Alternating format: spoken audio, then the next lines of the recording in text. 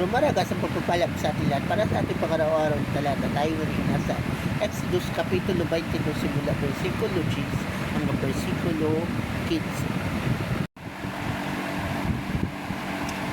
Kung mamatay, mapinsala o mawala ang isang asno, baka, tupa, o anumang hayop na paalaga, ngunit walang nakakita sa pangyayari, ang nag-aalaga ay manunumpa sa harapan ni Yahweh upang patunayan na wala siyang kinalaman sa pangyayari. Ito'y dapat paniwalaan ng may-ari at wala ng pananagutan ng tagapag-alaga. Ngunit kung ninakaw ang hayop, magbabayad ang tagapag-alaga.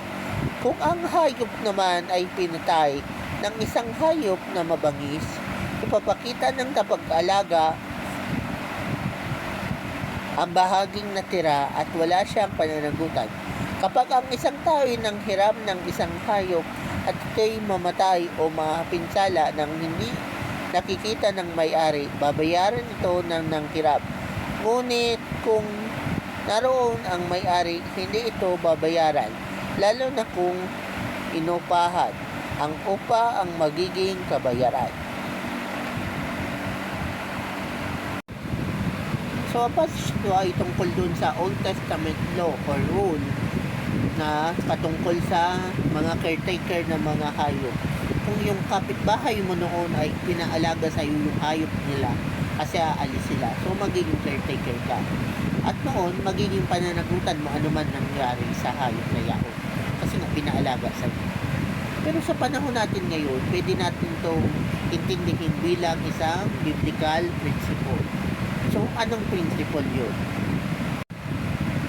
Yan ang principle of stewardship. Diba? May mga bagay na ipinagkatiwala sa atin si Lord. Halimbawa, ikaw, magulang ka, yung mga anak mo, ipinagkatiwala yan sa iyo ng Diyos. Kung ikaw naman ay cell group leader, yung mga cell member mo, pinagkatiwala yan sa iyo ng Diyos. At yung church leader ka, yung mga church member mo, pinagkatiwala rin yan sa iyo ng Diyos. At syempre, hindi mawawala ang pinagkatiwala sa iyo ng Diyos na mga material things.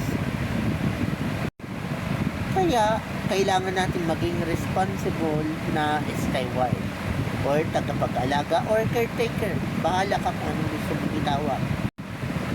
Diba?